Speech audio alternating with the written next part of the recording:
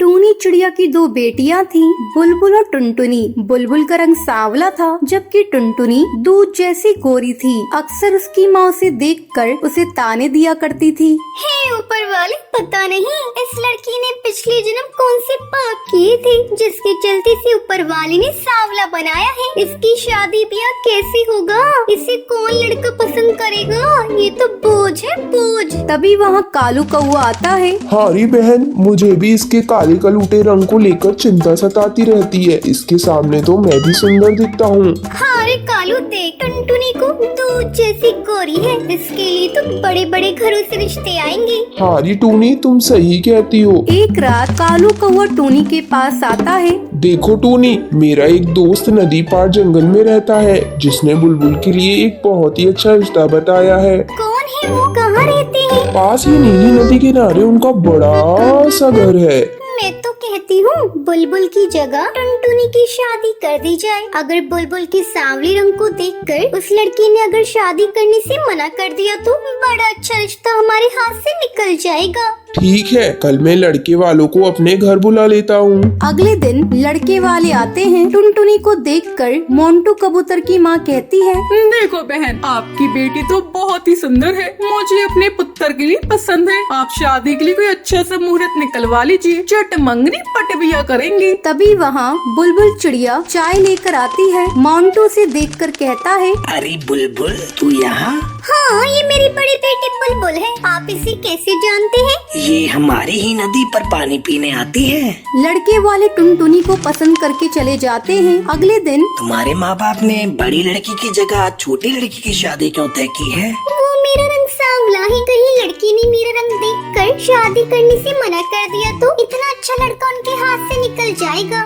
मगर बुलबुल, आज के जमाने में रंग कौन देखता है? मैं अपनी बहन के लिए खुश हूँ, आपके साथ उसका रिश्ता तय हुआ है। अगले दिन से ही टुनटुनी मोंटू कबूतर से कभी सिनेमा देखने की जिद करती, कभी शॉपिंग कराने की। धीरे धीरे मोंटू कबूतर टुनटुनी से तंग आ जाता है। एक दिन मोंटू कबूतर टूनी चिड़िया के घर जाता है और टूनी चिड़िया से कहता है, टूनी आंटी, मैं टुनटुनी से शादी नहीं करना चाहता। मैं जैसी चिड़िया चाहता हूँ वो वैसी बिल्कुल नहीं है। मैं आपकी बड़ी चिड़िया बुलबुल से शादी करना चाहता हूँ। मुझे उसके सांवले रंग से कोई भी फर्क नहीं पड़ता। मोंटू कबूतर के मुंह से ये बात सुनकर बुलबुल को बहुत खुशी होती है। बेटा मोंटू कबूतर, मैं तुम्हारे इस फैसले से बहुत खुश हूँ। मुझे तो डर था कहीं तुम बुलबुल चिड़िया का रंग को देखकर उसे नापसंद कर दोगे। फिर एक खूबसूरत सुबह होती है। उस रोज मोंटू कबूतर और बुलबुल चिड़िया की शादी हो जाती है। तो ये थी आज की कहानी। क्या आपको पता है बुलबुल चिड़िया का रिश्ता कौन लेकर आता है? अगर आपको पता है तो आप हमें कमेंट करके जरूर बताएं। अगर आपको ये वीडियो पसंद आई हो तो इसे लाइक और ऐसी कहानियाँ देखने के लिए मेरे चैनल को सब्सक्राइब करना ना भूलें। बहुत दिनों की बात है, जंगल में कोकिला मैना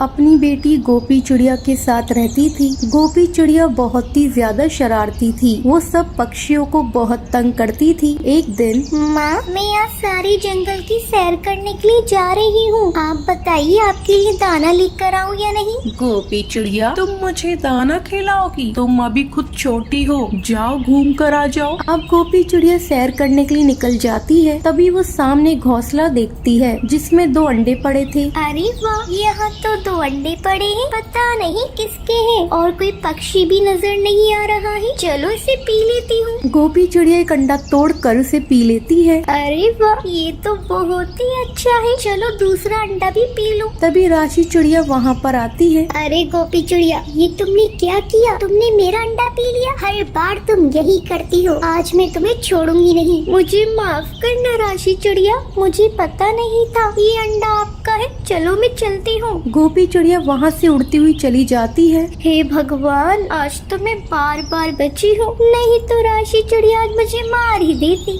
अब गोपी चिड़िया उड़ते उड़ते एक पेड़ पर जाती है। वहाँ नीचे एक बाज साधना कर रहा था। चलो इस बाज को तंग करती हूँ, इसे ये पत्थर मारती हूँ। गोपी चिड़िया बांस पर पत्थर मारती है। वो बहुत गुस्सा हो जाता है। ए चिड़िया, तूने मेरी साधना खराब की है। अब तू देख मैं तुझे कैसे शराब देता हूँ। 1 2 3 बजा दे इस चिड़िया की बीन। अब तू पत्थर की बन जाएगी। गोपी चिड़िया पत्थर की बन जाती है। तभी ये सब एक सांप देख लेता है। वो कोकिला मैना को सारी बात बताता है। कोकिला मैना गोपी चिड़िया को बचाने के लिए आती है। जिगरबाज, आप गोपी चिड़िया को छोड़ दो, मैं उसकी तरफ से तुमसे माफी मांगती हूँ। ये गोपी चिड़िया तभी ठीक होगी जब तू किसी कौवे की बलि देगी। अब कोकिला मैना जंगल से अहम कौवे को पंजे में पकड़कर ले आती है। जिगरबाज उसे खा लेता है। माँ मुझे बचाओ, मुझे बहुत डर लग रहा है। जिगरबाज मुझे माफ कर दो, मैं आगे से कभी भी किसी को तंग नहीं करूँगी। अब गोपी चिड़िया ठीक हो जाती है। वो सबसे माफी मांगती है। बाज उसे माफ कर देता है। तो ये थी आज की कहानी। जंगल में एक अहम कौवा रहता था।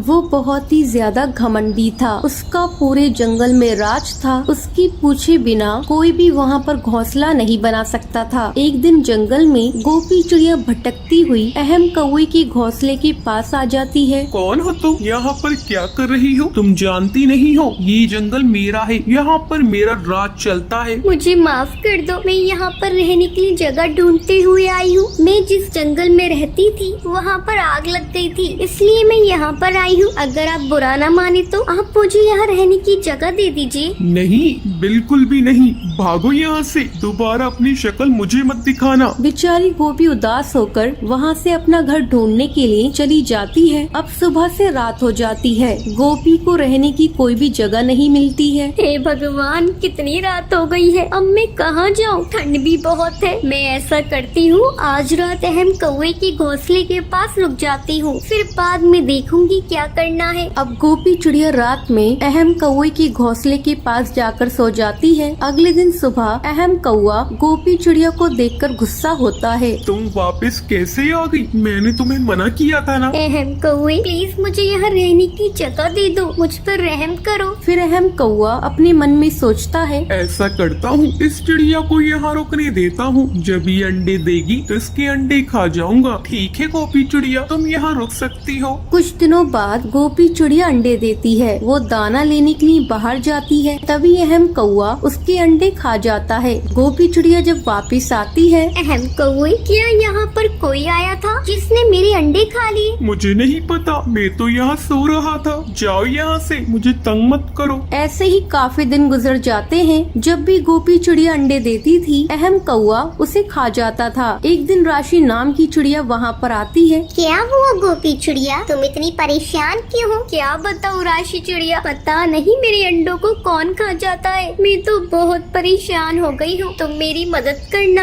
आज मैं दाना लेने के लिए जाऊंगी, तुम मेरे अंडों का ख्याल रखना। ये कहकर गोपी चिड़िया वहाँ से चली जाती है। राशि चिड़िया पेड़ के पीछे छुप जाती है। तभी अहम कौवा उसके अंडे खा जाता है। अब राशि चिड़िया गोपी चिड़िया को ये सारी बात बताती है। अगले दिन अहम कौवा बाहर जाता है। तभी गोपी चिड़िया और राशि चिड़िया उसका घोंसला तोड़ देती हैं। ये सब क्या किया तुमने? मेरा घोंसला तोड़ दिया। मैं तुम्हें छोड़ूंगा नहीं। तू मुझे क्या बताएगा अहम कौवे? तू बहुत ही ज्यादा लालची है। तूने मेरे अंडे खा लिए और मुझसे झूठ बोला। अब तू यहाँ से भाग जा, वरना हम तुझे जान से मार देंगे। बेचारा अहम कौवा डर के उस जंगल से चला जाता है। अब गोपी चिड़िया अपने बच्चों के साथ खुशी खुशी वहाँ पर रहती है। तो ये थी आज की कहानी। क्या आपको पता है गोपी चिड़िया के अंडे कौन खाता था? अगर आपको पता है तो आप हमें कमेंट करके जरूर बताएं। अगर आपको ये वीडियो पसंद आई हो तो इसे लाइक और ऐसी कहानियाँ देखने के लिए मेरे चैनल को सब्सक्राइब करना न भूलें।